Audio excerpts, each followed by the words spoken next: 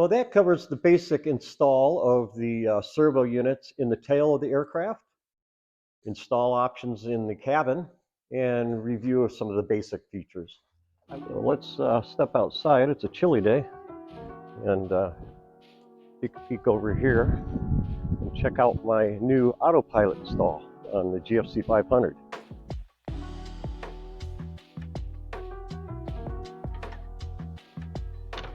Here we are.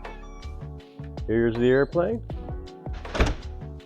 Nice and warm in here. Here's my Mooney. And let's go ahead and turn the power on. Look it on. Got her all plugged in, and we'll go take a peek. But I went with all 4 servos on this one.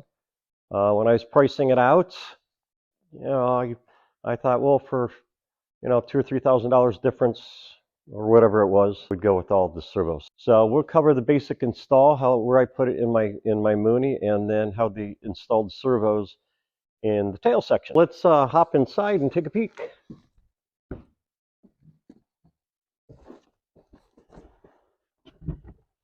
All right. As you can see, I mounted the GFC 500 head unit down here on the lower right side of my panel. I used to have a WX8 and I think a 106 indicator here. I pulled them out, had to cut the panel up. We made a temporary panel right here, and we mounted it there. We put some of the circuit breakers over here for the autopilot. Go around switches up here. Yeah, I have circuit breakers here, circuit breaker here. I have circuit breaker here, some over here, got some down here. So I can't wait till I have the panel recut and put everything in their proper spaces. It's like this because over the years I've been doing these upgrades and I didn't know exactly what I was going to do, but I'm getting pretty close to being where I want with the panel. It works for me.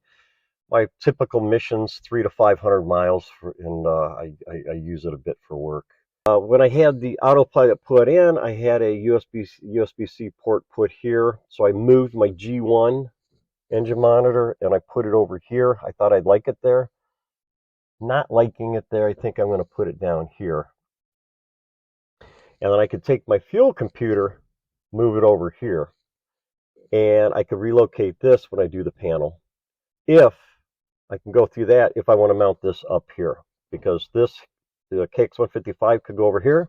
This would drop down. Head unit could go up here. I've been flying it now for a few hours, and I am kind of liking it down here, but I'm keeping all my options open. Let me know what you guys think. Have you ever flown one down here, or have you flown it up here? If you've flown both, which one do you like? And also take a look at the panel. If you got any tips of what you would do if it was your panel, let me know. I'm open to advice. That's why I haven't cut the panel yet and made a panel yet, because I'm just unsure of what to do with it. So I'd like it a bit more organized. I want the flow to be right. I want to make sure this is where I want it before I do that major final step with the panel. So back onto the GFC. It's really cool. I had an STEC 30 in here, so it would do navigation, it would do a heading, and it would you would level off at your altitude, hit altitude hold, and it would hold a heading fairly well. In the bumps, it would kind of go up and down a little bit, and it would kind of do this. This one here is very solid. It's even on bumpy days, your altitude is pretty much locked on. Your heading's pretty much locked on. It's crazy. On these short bodies, people are saying you don't need a yaw dampener. You're not a pilot if you gotta have a yaw dampener. Well, you know what? My typical flights starting in the spring are going to be 300 to 500 miles. The 500-mile legs, I'll tell you what, they have the yaw dampener and turbulence trips. It makes you feel better. You're more rested on a long trip. If you're doing local hamburger runs, you're flying it every third or fourth Sunday to go, do a fly-in or something, then you probably don't need it. But if you're going to use the airplane, it's worth having.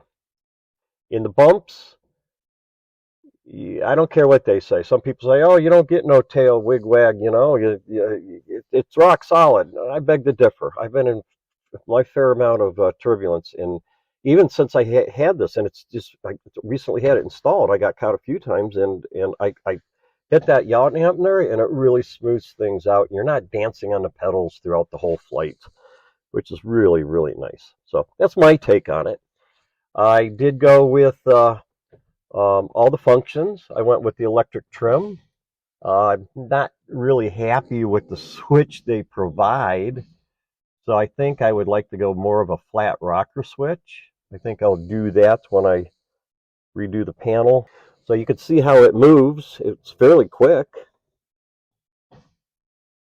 It's nice and smooth. I like it. It's really cool. This blows my mind because I've never had something as advanced as this. You can preset your altitude. So say before I take off, I can, I'm going to go to 3,000 feet, preset it, and then pick an heading and preset that. You take off, you hit heading, turn autopilot on, yaw dampener comes on, damper, yaw damper. I'm caught up in that too. I keep saying dampener. It's damper. You can hit indicated airspeed to take you to there. So if I'm pitched at 120 for my climb, I just hit indicated airspeed and it will maintain that 120. I want to climb steeper, I can bring it down to, whatever airspeed I want, and it will fly that. It's really crazy because you climb and then it levels off, it retrims. It's all hands-off operation. It's pretty wild. You can get spoiled with this. So if anybody's on the fence of this thing, I would say do it. It's cool. If you don't get the electric trim, it'll just have an annunciation on here after you level off, and it tells you trim.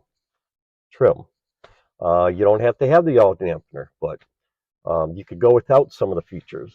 But if you can do it, if you could throw the features in there, I would do it in a heartbeat. It blows my mind away. Really, really cool. I'm sure you all enjoy it.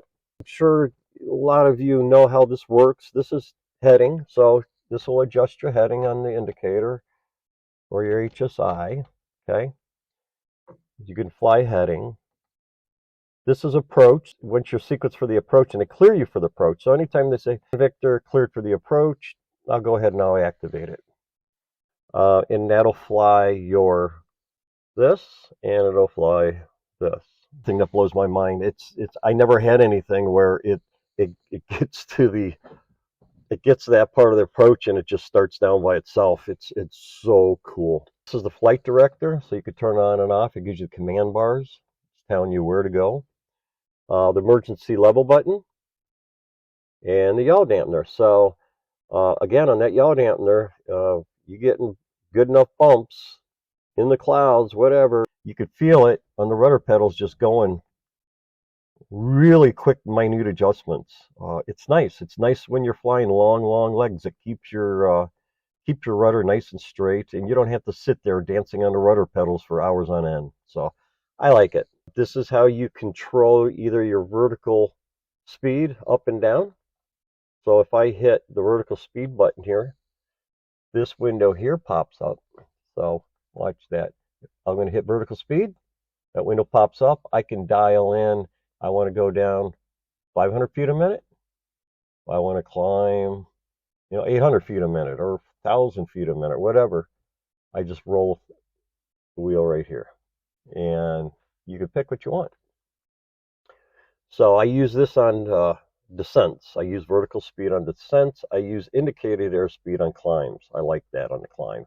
I can set my airspeed and it will stay at that airspeed. So I like that. Flying along and you don't, you want to just lock on your altitude, just lock it on. It'll maintain that altitude. And then again, on that level button, if you feel that you're upset in the clouds, something's not right, you hit this and it's going to level the airplane. It's going to make it You could be like this, it's gonna do that, and you're gonna be perfectly straight. I got the autopilot disconnect right here, and again my electric trim right here. So it's pretty cool. So if any of you guys have any ideas on how to lay this panel out, because I'm going to have one cut probably in the spring, let me know. You know, should I move this up here? I've never flown one up here. Anybody that's flown with these down here and up here, let me know what you like best. Yeah, take a look at the panel, and if you got any ideas, let me know. I'm always open to suggestions. Let's hop out of here and go take a look and see how they installed the servos in the tail of the airplane. So let's take a look at the tail section to see how they installed the servos. On the left you have the yaw dampener. On the right you have the pitch.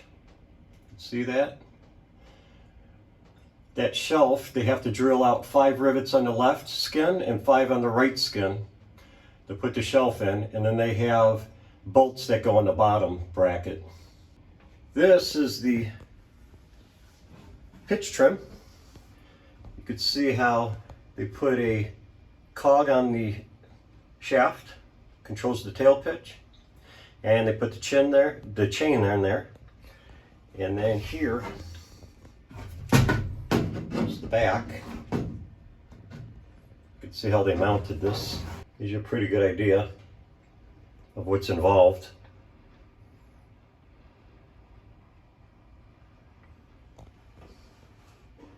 And then this part here is riveted into here. Now on the brackets for the pitch and the yaw, and they're connected to the tubes here, so they pull the tube, pull it back, disconnect. So they disconnect the tube, they put the bracket, they drill it, put the bracket on. You can see how they mount the cable, the bridle cable, and it goes back to the servo. So that's how both of those are connected. Same with the yaw dampener. Pretty ingenious idea how they put this together, actually. So I'll get a better shot here. You can see that.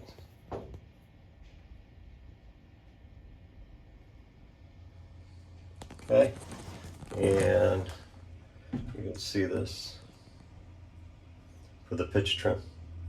So that's how that's installed in the tail. On the rivets, these are the rivets. So you got 1, 2, 3, 4, and 5. There's 5 rivets on each side that they have to remove. So that's how that's mounted. And then we have the aileron servo. I'm not going to open up the wing right now, but the aileron servo is pretty basic. So they removed my STEC unit and installed the servos for the GFC 500 here. Well, that covers the basic install of the servo units in the tail of the aircraft, install options in the cabin, and review of some of the basic features. I would take you in the air today, but kind of ragged ceilings, gusty winds, just don't feel like dealing with it today. Maybe tomorrow I'll take a break from working on this house and maybe jump in the airplane, go find an airport, do some approaches, do some climbs and descents with the autopilot, maybe even check out that little blue button and see how that goes. If you have any recommendations on the panel, I'd be happy to hear that. Please post them in the comment sections. I'm always open to ideas, and some of you may have gone through this many, many times in many airplanes. A lot of knowledge out there, so I'm always, I'm like a sponge. I'm open to the ideas. So please let me know. So until then, we'll see you later.